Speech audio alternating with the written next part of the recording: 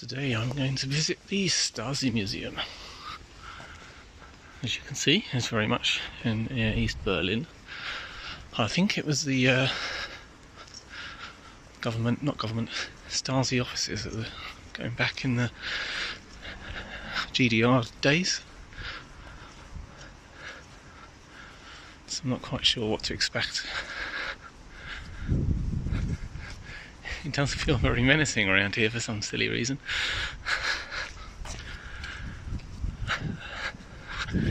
Okay, I think that, yeah, there it is. I'm just seeing the sign. Welcome to the Stasi Museum. Okay, right outside there, quite a lot of displays. Looks like the late 80s and the lead up to the fall of the Berlin Wall. I'm here on opening time, so there doesn't seem to be a massive queue, so I'm going to head straight in and I'll look at this lot later. Why does this look familiar? Did this feature in that show, was it Deutschland 87 or something? Just looks familiar. This is just an information panel outside House 22, as it was called, which is the officers' canteen and conference room. What's interesting to note is like Hohenschönhausen, the prison, basically this whole area is controlled by the Stasi. So I'm standing in the middle of the courtyard by House 22. The focusing doesn't want to focus. Why doesn't it want to focus? Anyway, I'm by 22. Behind me is the Stasi Museum. That way. Basically, this whole area was Stasi controlled. The Stasi archive over there. That's why it feels a bit creepy in here. This is all Stasi. So this is a model. So I'm currently in there, which is the museum, number 1. Which is the main, what's it called? Well, the leadership are based here, basically. So you can see the size of the whole site. So House 22, is that one. And the flats behind it. 15, 16. Main administration, reconnaissance, espionage in the west. Okay. Look at the size of that one, number 15. That's espionage in the west section. Look at it. Jesus. 47. Post inspection. Securing traffic. Anyway, you can see the size of the place.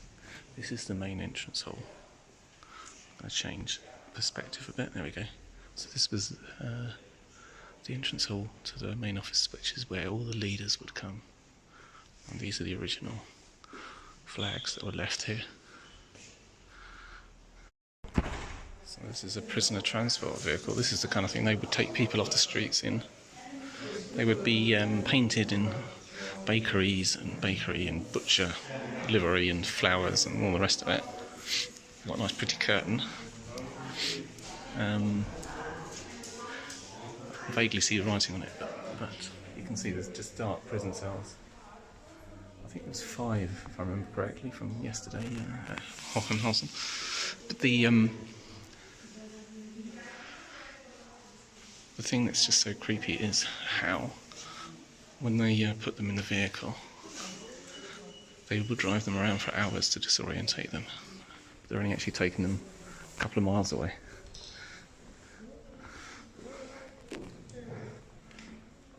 Cafe sign. I think these are kind of 2 lifts, 2-person lifts.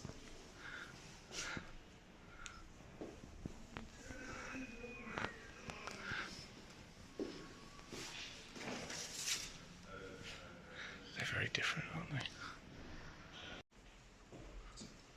So far, it's just consisted of rooms with information of old photos, which the odd bit of memorabilia, but not very exciting yet.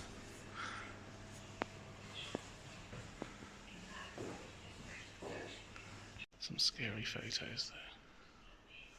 So that's 17th of June, 53. That's Dharma Plus. See the station sign there. There's a great photo here from Bratislava. August 68. Never seen that before. There's a spring gun. I thought it was on the ground, it was mounted on the fence. There's a better view, house 22.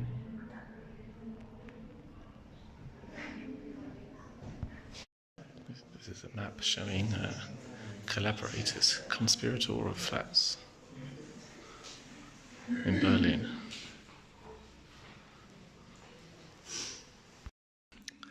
The first really creepy thing here. So this was a door put into somebody's apartment, and it wasn't discovered until they renovated in the 80s. I think it said 17 years. Correction, 17 years after the fall of the Berlin Wall, so that's in 2000s. A bug installed in the door with batteries, Duracell. Look at that. So they were spied on for years without realising it.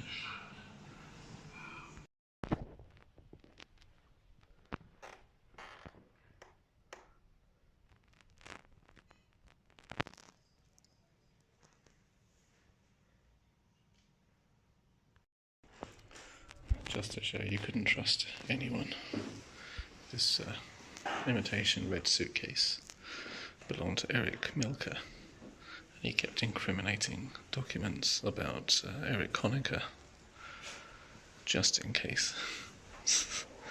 So we also had, what did it have? It had files dating back to the Nazi period that concerned a trial against Erich Honecker and other members of the Communist Party.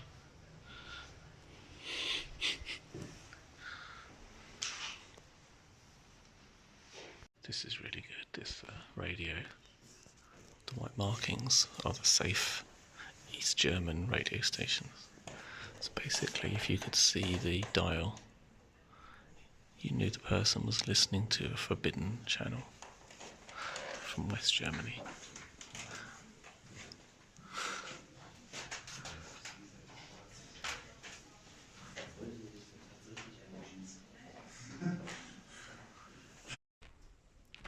This is where Mielke hung out. This is off his desk, and you'd have meetings here.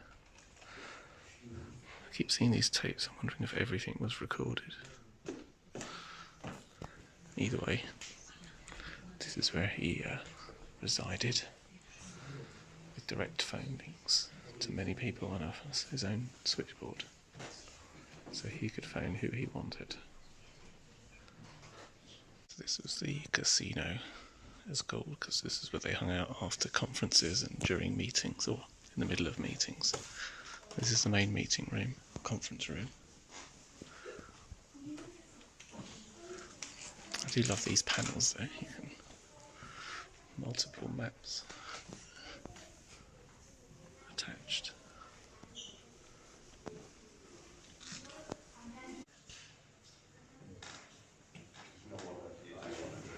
So this is about brainwashing kids from an early age. Lovely uniforms, membership cards, badging. They progress to the FDJ. It's kind of a youth organisation. Youth books, propaganda books, military education reservoir of knowledge. It's a 1978 book to books for 10th graders. And a hand grenade that they would use at sports to practice throwing.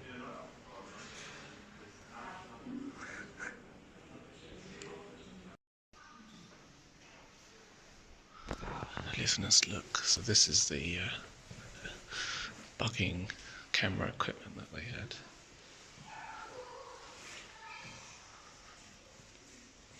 This one. So that's the bug. They could hide it in the power socket. Wouldn't need batteries. Here's some typical bugs.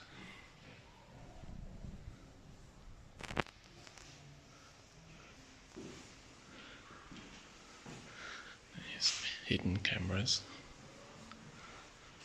It's a radio.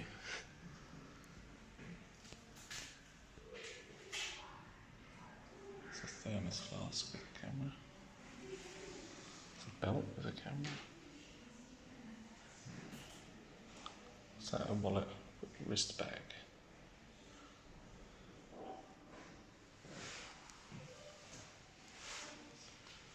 It's a tie.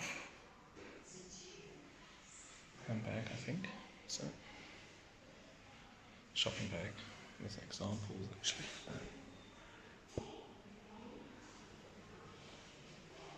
But now we come to the really good ones. So this is a really expensive single lens camera.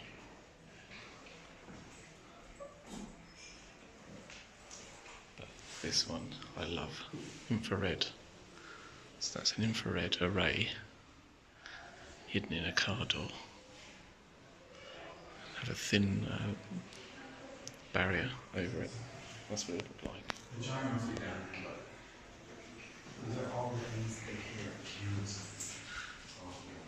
It's amazing. This is a spy hole camera.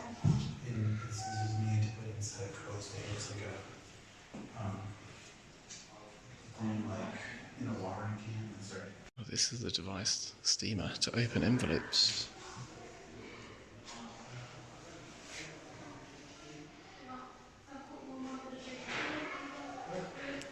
What's this? Oblique light, so you could check for code. Hidden messages. Oops.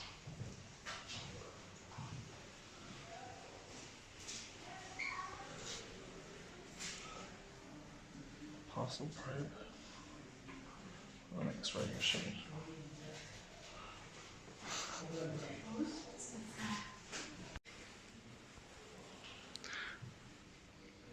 This shows how the filing is kept on everybody.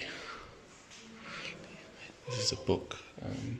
Every apartment building had one person whose job was to monitor comings and goings of everybody, visitors. Everybody had to sign in and out. And volunteer assistance of the DVP armband and ID badge. So they supported the police to check people's personal data, make arrests and hand suspects over to the police. There are 170,000 in 1989 when it was the wall fell. And here we have index card system. That's the original one. Used to keep track of people and whether they were good at giving information or not. Here's a very better view of ogre samples kept in a jar.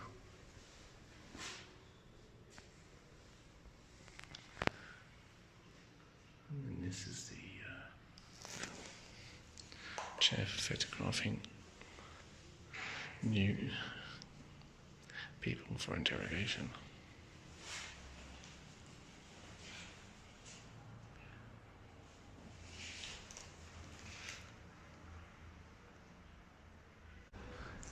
So the panels outside obviously explain the history of the revolution here up until the fall of the wall.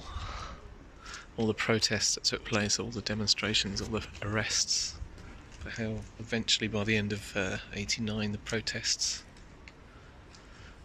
or the protesters just outnumbered the authorities and they stood back basically. And then within a few hours,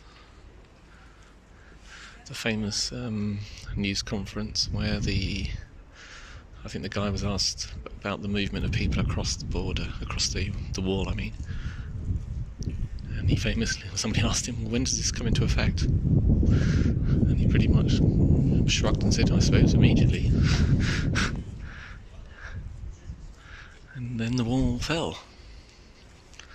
wall of the wall.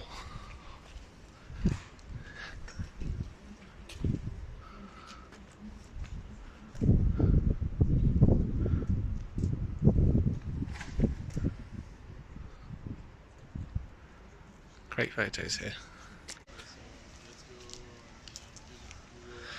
Now here is the archive, which I think if you're German of a certain age, you can come here and see what the Stasi kept on you.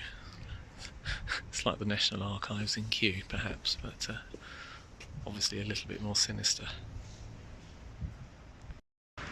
Here's the view from the other side, Magdalena Strasse. So all these buildings, including the tower block, I think it's as far as the tower block, so the white building at the end is not part of it, but the rest is part.